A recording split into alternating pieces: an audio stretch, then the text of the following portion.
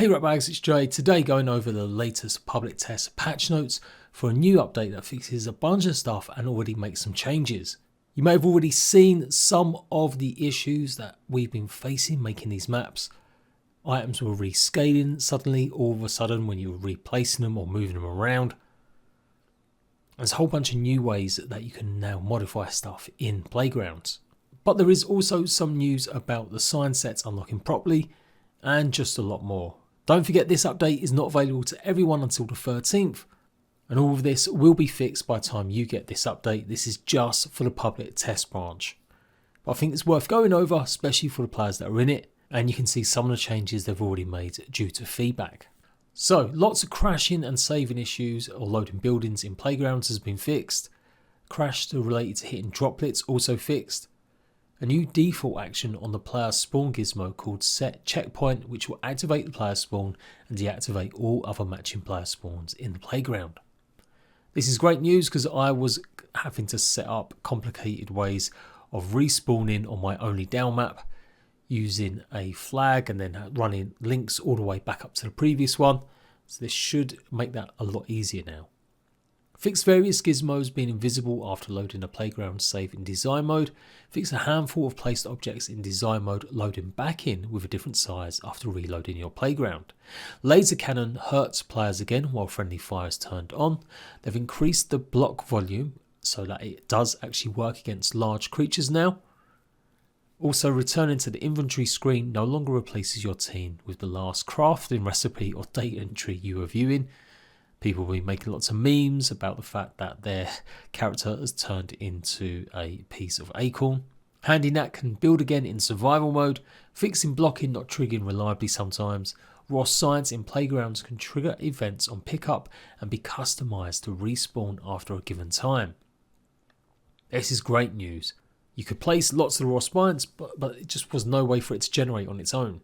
Improved damage type icon display for all weapons. Fix the sign set that unlocks after viewing some of the dream sequences, not unlocking on saves that had already seen all of the dreams. So it looks like that is the brand new sign set where the grand prize winner or the prize winner won it.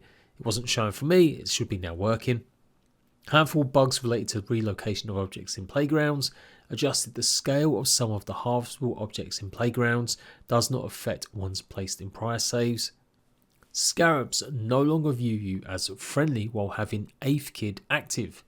If you didn't know, the Aphid slippers have changed. The perk that you get when you upgrade them now makes Aphids basically not run away from you. But this was working with Scarabs and it got a lot of people excited that this was intended, but sadly no. I do think it's about time they do give us a pair of Scarab slippers. And maybe it has exactly the same sort of perks as Aphid. Maybe the same sort of speed as well, but it does have that perk that Scarabs won't run away from you. Because it sounds like a good idea, or something may be in the works for that.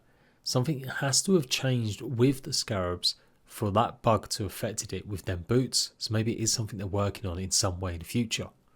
Sickly roly-polies can be pissed off using the waft emitter. They basically weren't attacking in any of the waves. And they've increased the gold card drop rate of meaty nats by 10 times amount.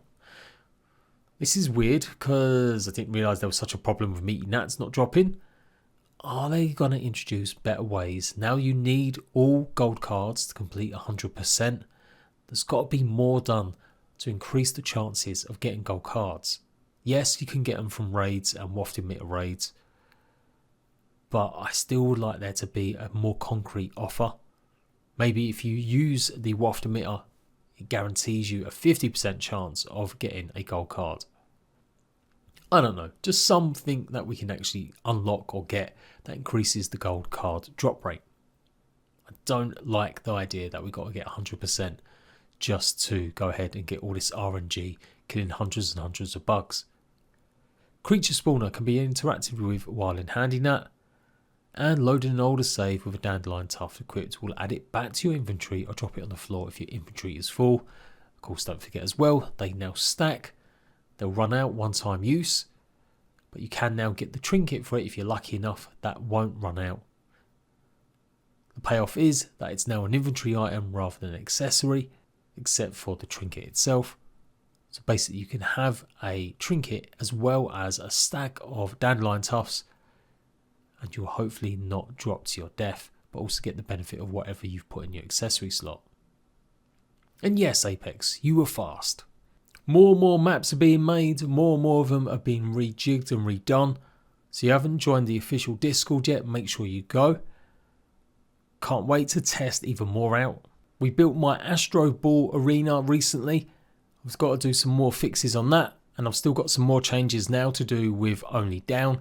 I was kind of waiting to see if there would be any fixes before messing around with it anymore. So if you do want to join and play both of my new maps, make sure you come and join my Discord. I'll put the links there, and I might even put it in the comment section as well once they're actually done. I would expect there maybe to be another hotfix update later on this week, hopefully with some more additions. But otherwise, yeah, everyone's going to get this update on the 13th. If you're worried still about the future of Grounded, you're not a big fan of this Playgrounds malarkey, well, you should be, because it means it's a lot more replayability now once people start making some cool stuff. But don't forget, there is the mysterious door. I've spoken a lot about what could be behind the door and what it really means for the future of Grounded. So go and watch that video if you missed it, especially survival fans that just want more content. And that's it. A small, short one from me. I'll see you ratbags later.